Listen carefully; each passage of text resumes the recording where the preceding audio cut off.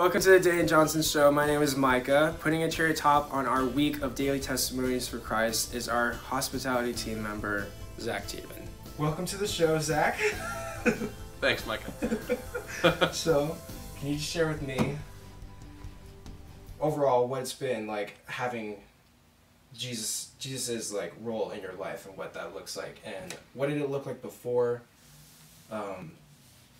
You grew up in the church, but what did it look like before, growing up in the church, and what was your view of God and how you saw things, and then when you really had the relationship moment between Jesus and the Father, and then how have things changed, and what has your life looked like since then?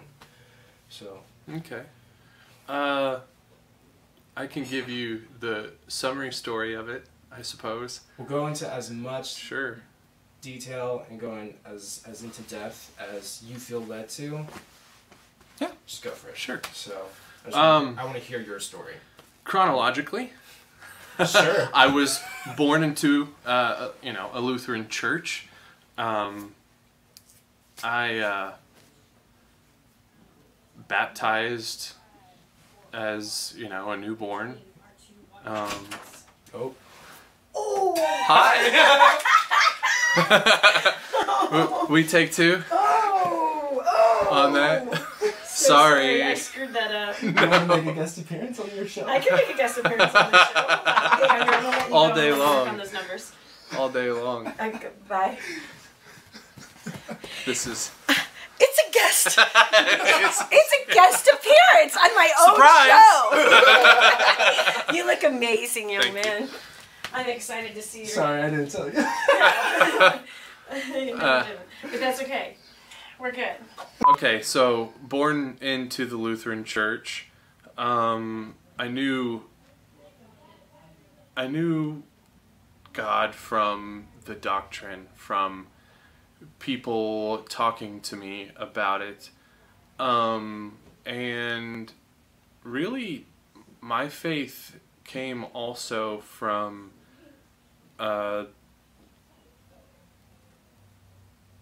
my mom was looking for more, and really it happened during that time when I was really young. I can't remember the exact age, but not wanting to just be in the Lutheran church anymore, so she found a non-denominational where she was getting more God. I mean, just to put it simply. And from that, there definitely was a lot of changes that happened in life at a young age. I will say that my mom reminds me and tells me about this, but I guess it was around the age of 11 that I was just in my bed one night and was my official, really just giving myself over and really wanting and desiring to know, to understand who God is, what God is, why God is, all of that. I can't really discern that in my 11-year-old self, but I know now that all of that yearning inside was definitely all of that. And I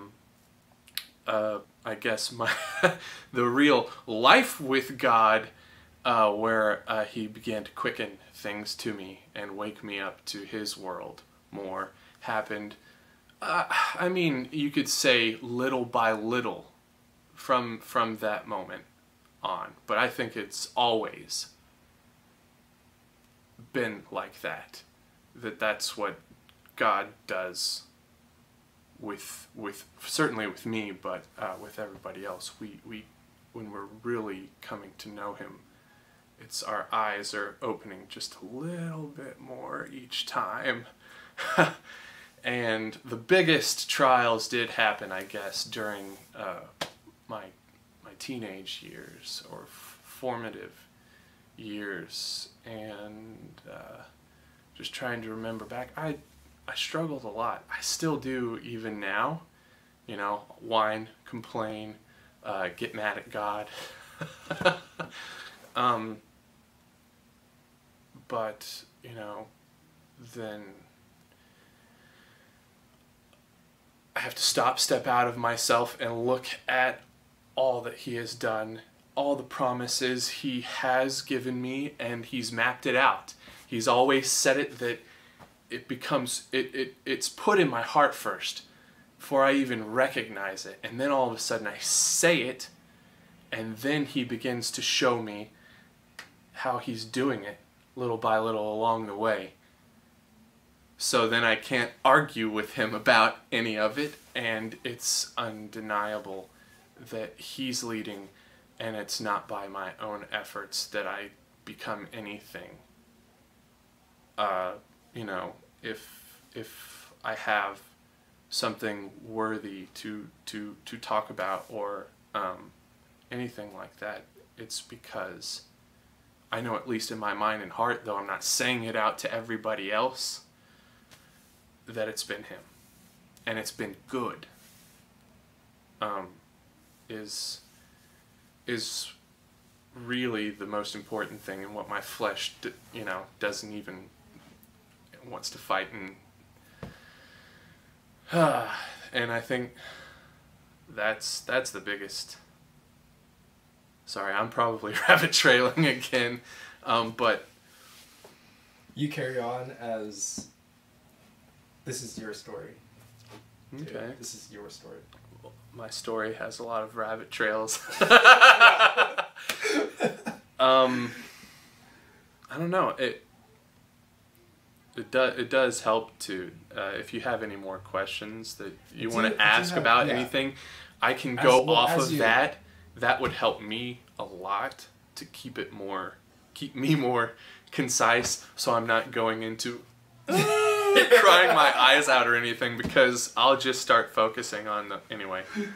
Going back to what you said about like when you were 11 and having the yearning of like who God is and what God is and why He is, how do you, what is your understanding of that now, since then? And what was your learning curve to get there? There's been a lot of learning curves from that time till now. I mean, I guess that's what I mean by the little by little. It really is a nitty-gritty. Flesh doesn't want to learn this lesson and change, you know, this thing changed, be knocked off, be burned out, you know. But as a kid, I'm not an innocent, you know. We all have specific things in us that are not good. And it's hard for some people to admit that or say that or believe that, but from whatever situations where, you know, ranging from whatever I grew up in to just what also is naturally there in me. God does these sort of things on purpose to bring us through this process that helps me understand Him more and what love really looks like, what His character really is, and the hard things that I go through are designed specifically to change me, to bring that understanding, and to embed it within me, to make it something permanent. What are some things that God has done to you to show you what love looks like? More specifically, right. Yeah. Thank you. Yeah. Like what personally has happened in your life that He has? What are those things? Those things that He has Some of the done? biggest things that stuck out to me, especially in high school, I guess I'll say, everything changed in high school. And that's when I think really more times than any pulled into knowing that I absolutely needed God, because I would have nervous breakdowns, and I'll get more specific in a moment. But depression, thoughts of suicide,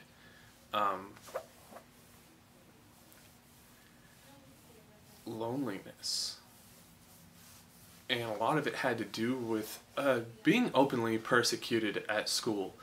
It seemed subtle enough, but even at times of being like thrown up against a wall because I didn't like how they were, this, one of my so-called friends was acting in the class. The teacher wasn't there, so free reign, all this kind of stuff, and they weren't serious about getting down. And this is a class that I really enjoyed. I really love music.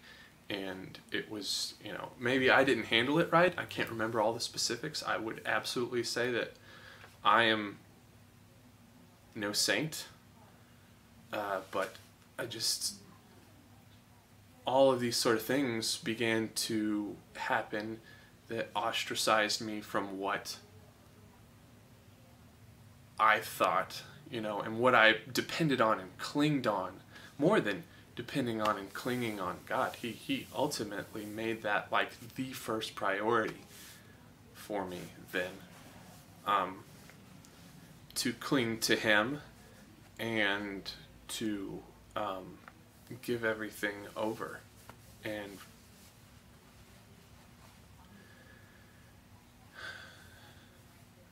I don't know, it was also a very cloudy time too. I was going through my mom and dad getting a divorce, and from that, again, just needing to know God there. And He had many different ways that saved me, that kept me from focusing on all the bad things, because He gave me good things to look at. The very biggest example of that time was not just music, because music had always been intrinsic, if that's the right word, in my life, but opened me up to theater at that time. Mr. Finney, my choir teacher at that time, another example of a father figure for me in that time, and also just an example of God and His love. He knew and saw the talent in me, obviously, but I was still rough then. I mean, it's high school, and He helped me find my voice. Also, we had a musical coming up at the beginning of my junior year there that I didn't want to be in. But He was like, can you please just come and audition, sing the Star Spangled Banner? And so I did. I came, I sang that, and then they were like, great, you have Will Parker, the secondary lead role in Oklahoma. And I was like, oh, okay. And from that moment on, and just watching everything, and another one of my tutors and mentors in life that also really helped me get excited about theater, Holly Rydell. She just put excitement back into me about what I already had in me that was so easy. She told me I had a rubber face, Jim Carrey. And then, it just reminded me of childhood when I thought about Jerry Lewis, Jim Carrey, Dick Van Dyke, and all the people that I loved. And that, I thought I emulated then, because, except even more spastically so, because I'm a kid and there was no discipline to it. But yeah, it was natural to me to take the stage, physical movement, dancing, all of that. It was fun, and I was like, oh my gosh. And so it was a way that God used, and again, music and theater have still stayed with me through all of that. I thought I've stepped away and walked away from it so many different times.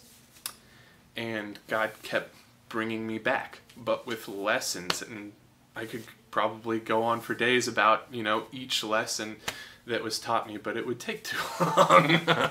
So then what would be, if you could choose one, or like one of your top... No, well, I can't, but what's the biggest, try. What would you say is like, maybe not the biggest or the greatest, but like, fresh off the top of your mind, what would you say is like one of those lessons that he taught you that is maybe still like trips you out to this day through the music and the theater? Through the music and the theater side, or just in general. I was gonna say goodbye to theater. I was in college. Thought I was finishing up, and my advisor was telling me that I had like a whole nother year to go, and I was like,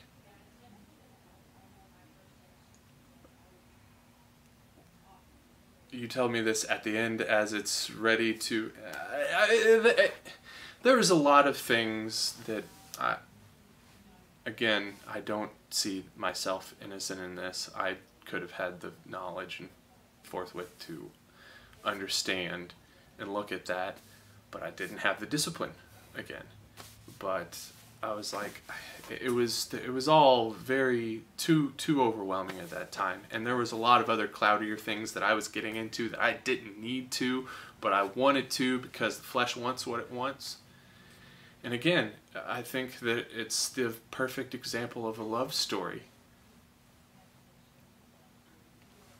especially on God's side, how He can take you from, and He lets you go. He'll let you go a certain way long enough to where you finally understand that those things that you wanted